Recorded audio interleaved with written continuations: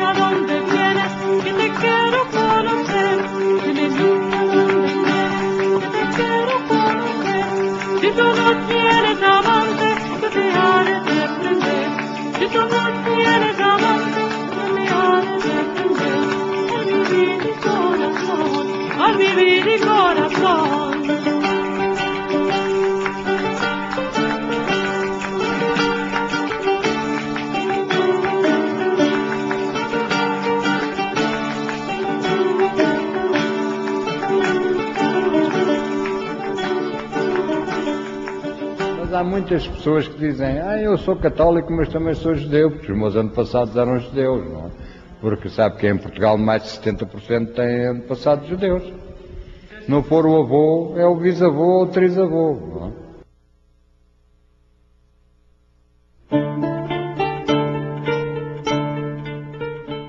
é? Esta viagem começa no extremo sul de Portugal, onde o mar é azul e frio, as casas brancas, e os visitantes vêm dos países do norte da Europa, atrás de calor e boa comida.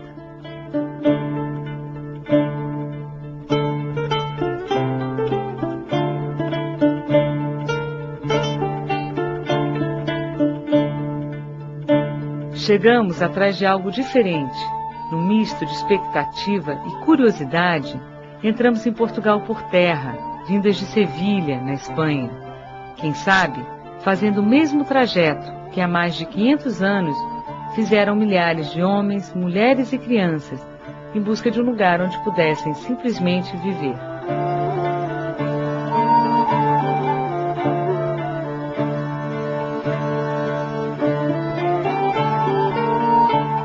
Seguimos atrás das marcas deixadas pelos judeus que um dia povoaram Portugal, que um dia lá morreram e que um dia foram forçados à conversão. Normalmente aquelas pessoas com apelidos de árvores, os carvalhos, as nogueiras, as pereiras, as oliveiras, os silvas, e não só, pois há os caetanos, pessoas, Amorins, Rodrigues, Lopes, Cardoso, Sousas, Nunes, Mendes, Azevedo, essas pessoas têm antepassados judeus. Aqueles que não se curvaram à máquina de morte instituída pela Igreja Católica na figura do Santo Ofício e continuaram secretamente acreditando em seu Deus, foram jogados à margem da história e submetidos a humilhações e torturas inimagináveis. São eles os marranos, conversos de nome, não de alma. Dom Manuel, depois que ele ordenou a conversão forçada de todos os judeus ao catolicismo, ele ficou preocupado e assustou-se com o grande número de judeus que quiseram sair. E ele então fechou os portos, fechou todas as saídas e não permitiu mais que nenhum judeu deixasse Portugal. Quando Dom Manuel morre, a tradição do marranismo já estava formada. Porque durante todo o seu reinado, os judeus criaram um hábito de seguir a religião judaica, as cerimônias, o Shabat, a Páscoa, o jejum do Yom Kippur, em suas casas. E quando Dom Manuel morre e sobe ao trono Dom João III, havia rumores em Portugal de que esse judaísmo existia e era secreto. E foi alegando este crime que Dom João III pede a Roma, ao Papa, a autorização para estabelecer um tribunal em Portugal. Até que em 1536, depois de grandes lucros e presentes e dádivas e heranças que a Cúria Romana recebeu, o Papa autorizou o estabelecimento do tribunal. E em 1536, o tribunal foi oficialmente estabelecido em Portugal. E ele persistiu durante 285 anos. E foi abolido apenas no século XIX. Em 1755, quase 3 séculos depois do edito de expulsão dos judeus de Portugal, um terrível terremoto destruiu Lisboa. O Marquês de Pombal, que governava na época, ordenou a destruição das listas onde apareciam os nomes de portugueses de origem judaica. Com a medida, cessavam as leis discriminatórias. Segundo historiadores, a iniciativa teve como principal objetivo favorecer a burguesia, formada na maioria por convertidos. Eram estes portugueses que possuíam os recursos para financiar a reconstrução de Lisboa. O fim das listas não significou, porém, o fim das perseguições do Santo Ofício. A Inquisição só foi abolida em Portugal em 1821, mas o estigma da estrela de 6 pontas marca para sempre a figura do judeu. No tempo de Pombal, ainda foram perseguidos alguns judeus, mas depois que ele morre, o principal objetivo da Inquisição transfere-se do campo religioso para o campo político. E aí, então, os portugueses são perseguidos, não mais porque eles praticavam alguma religião em segredo, mas eles são perseguidos por causa de suas ideias. Eram homens que liam Rousseau, que liam Voltaire, que liam Diderot, e isso foi o grande perigo para Portugal no final do século XVIII. Passados mais de 500 anos, as marcas da herança judaica em Portugal estão presentes em mais lugares do que se supõe. Só que é preciso correr atrás delas, literalmente, já que estão incorporadas à arquitetura e ao cotidiano. E em Portugal dizemos azeite. Sabe como é que se diz em hebraico? Zait. Temos uma palavra portuguesa com origem na mesusa. Mesura, fazer uma mesura. Casas que no passado constituíram as judiarias, bairros onde judeus viviam segregados, hoje são habitadas por portugueses que pouco sabem da história adormecida em suas paredes. Faro, capital do Algarve, chegou a ter uma comunidade com 60 famílias no final do século XIX. Hoje, o único resquício da presença judaica é o pequeno cemitério, inaugurado em 1838 e reformado em 1993. Parece estar ali como um marco de resistência, como se dissesse, um dia existimos, aqui. Ao longo da entrada, 18 ciprestes e um portão fechado. Por entre as frestas de ferro, alguns takes roubados desse pequeno pedaço de memória.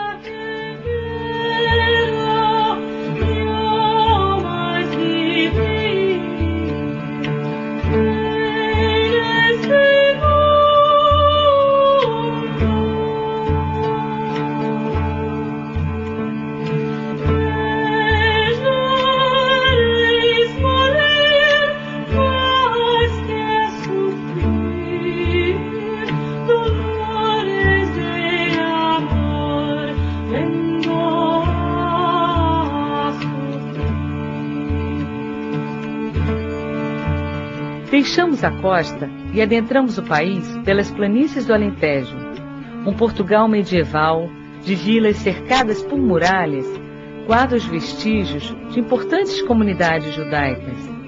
Évora, Nisa, Alpalhão, Porto Alegre, Castelo de Vide, Marvão. Quanto mais nos aproximamos da fronteira com a província de Cáceres, mais indícios encontramos dos judeus expulsos de Espanha em 1492, que fugiram para Portugal.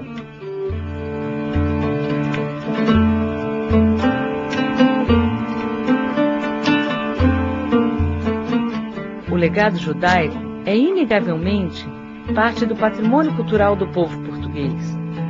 Referências que resistiram ao calor das fogueiras permanecem nos nomes de ruas e bairros, nos umbrais das portas.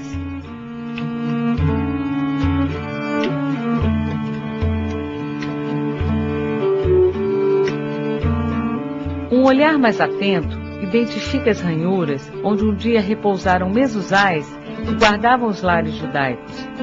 Foram arrancadas. A conversão forçada obrigava os judeus a deixarem outra marca em suas portas, cruzes gravadas na pedra. Passaram a ser chamados de cristãos novos.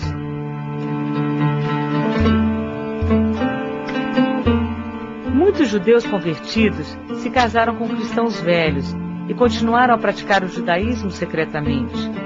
Outros, no entanto, abraçaram a nova fé, abandonando o judaísmo, mas não escaparam da perseguição. Dom João II fez uma coisa mais horrorosa ainda. Ele mandou tirar todas as crianças de 2 a 10 anos dos pais judeus e mandou todas essas crianças para a ilha de São Tomé, que eram chamadas as ilhas desertas, que eram desabitadas, onde ele mandava os piores criminosos, e uma ilha onde só havia répteis e animais selvagens. Samuel Usque, um dos cronistas judeus do século XVI, ele conta que essas crianças foram comidas pelas feras. Mas esse fenômeno de tirar as crianças é muito comum na história de Portugal. Não foi só Dom João II, Dom Manuel também. Ele mandou também tirar as crianças até os 14 anos dos pais e para serem criadas pelas famílias cristãs. Às vezes a gente fica até pensando por que as mães judias são tão histéricas. Mas se a gente for recapitular a história, a gente vai encontrar vários fenômenos que podem fundamentar esta histeria da mãe judaica. Que em vários momentos da história nós encontramos a vingança feita com as crianças. Em vários episódios da história. 1,5 milhão de crianças morreram no Holocausto também. Não é? Quer dizer que você vê que violentar o amor materno foi das expressões do antissemitismo.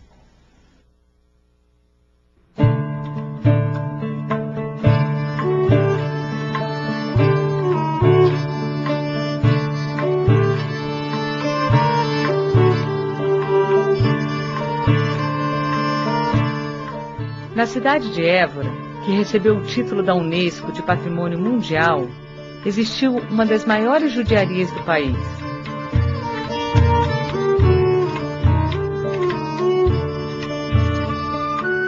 Chegou a ter 2 sinagogas, os banhos e um hospital.